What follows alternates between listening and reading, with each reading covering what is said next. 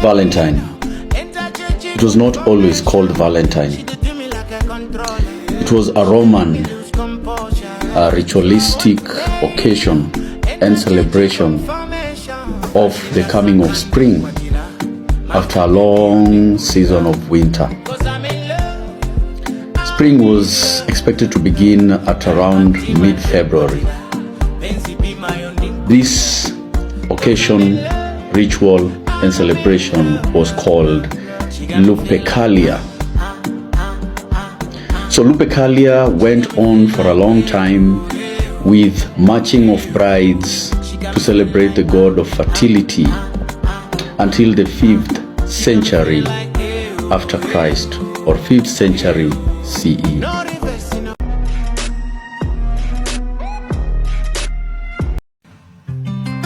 Lupacalia, the ancient Roman ritualistic and tradition of celebrating spring after a long time of winter in Rome, was banned by Pope Gelasius I. This was in the 5th AD or CE. The reason why it was banned, it was because during this festival, men and women were coupled. This was just to prove a point that the time for fertility has begun, and that the god of fertility was tested to see the miracle that will happen under the chosen couples during this time. This was what made the ceremony or celebration to be banned.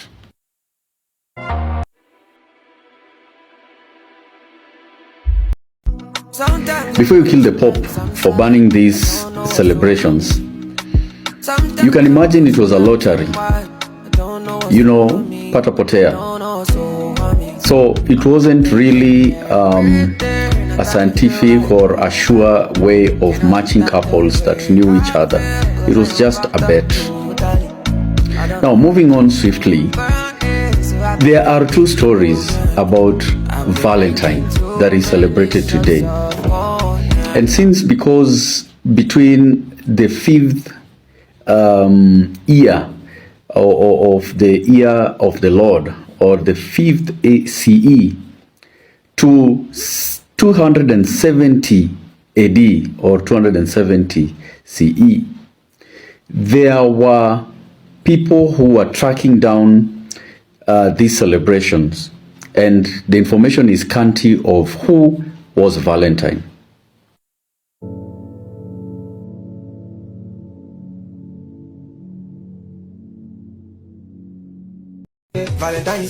The first account was the story of a priest who was jailed. And while in jail, this priest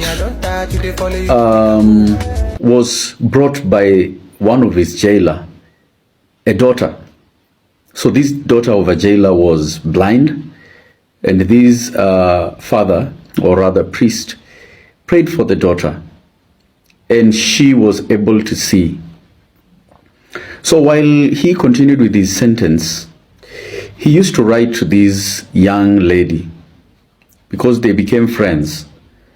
And as a way and a sign of appreciation, he used to sign his letter, "From your Valentine." And so this became a tradition or an interpretation that when two people are in love, they are supposed to sign the name Valentine.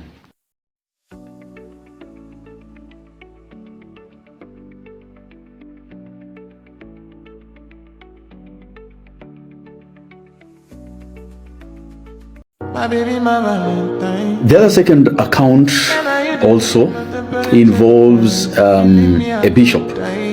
So this bishop of a town called Terni in Italy, the bishop under the instruction of Emperor Claudius II Gothicus, all men were supposed to go for a war. And so this man came with his wife and they expressed love and the intentions of being together happily ever after. And this bishop decided to marry them secretly. And this act of true love that compelled the bishop to break the emperor's law is a sign of love that is celebrated in Valentine.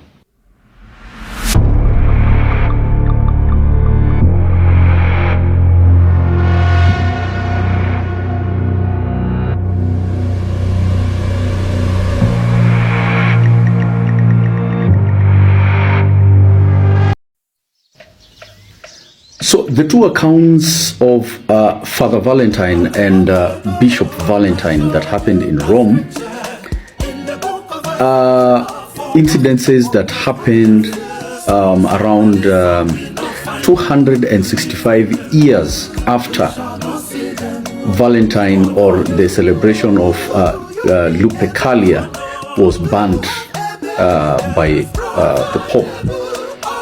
And so these are many generations, almost 5 generations. And so in this oblivion, again, from 270 AD to around 14th century, which is 1400 AD, nothing much is known about the celebration of Valentine, or this priest Valentine and Bishop Valentine. Hello, good people. This is Isaac. I'm here to appreciate Bethany Harmony, a credit company that has been facilitating my credit, and my business have grown so exponentially that I want to say this year 2026 we can only reach for the greatness. Bethany Harmony, thank you for this gift. It is an amazing thermos flask with my name printed on it, coming from Bethany Harmony. This is the name of the company, and it also has formal messages for Valentine were first seen around 1500 AD, and by the time 1700 AD was commencing, commercial cards were in the markets. Now we all know that the US is known for commercializing of culture and funding also those that it intends to fight, and claims that they are not commercially viable. But should culture be commercially viable? Anyway, the commercialization of Valentine was again institutionalized in around 18 AD, when the Cupid, a Roman god of love, was put as a symbol of Valentine. As time went by, hearts were also added, representing the emotions of love, became the second symbol. In the fast-paced world of business, making a lasting impression is key. Introducing Wildflower Perfume. It's more than just a fragrance, it's your signature. Indulge in the exquisite second symbol. February was labeled the month of love because of certain birds that are called avians. These birds are believed to be breeding between 10th of February to around 15th of February. So these birds were also used as Valentine symbols, to capture those who are not naturally within that cultural setup or natural setup, so that they can be able to hold value for these symbols.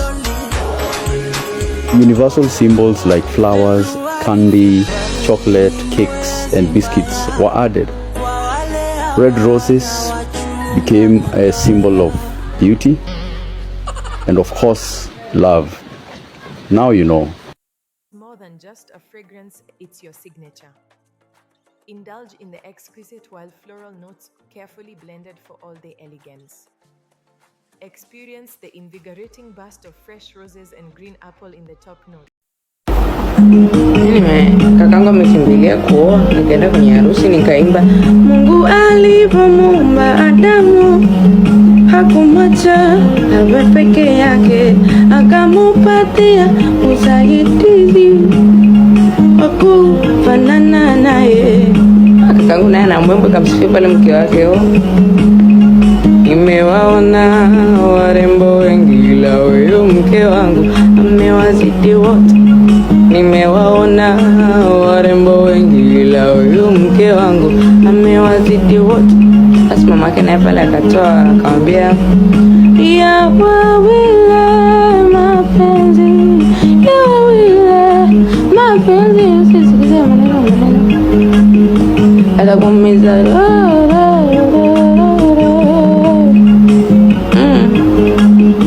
eka wiki tu ananipigia simu ananiambia, nataka nipate lao nafasi hii, nipate kusema nawe kidogo. Mama moyo ninaumia, kabeni ni shida, kanambeni wezi amini dada, tuna siku 3 toka tumeachana, yani juzi kuamkia jana, yani hata wiki haijaisha, kinachonisikitisha tayari ameshapata bwana wewe. Alafu wawazi aonyeshi dalili ya macho. Nikamwambia tulia kaka, sikia, twanga ugali, foundation weka ya samaki, ni katikati ya Januari, haribu jina jenga mwili. Sasa shashangamka, sasa napiga tu belela na peleli, sijui kitu gani uko na mazila mwina,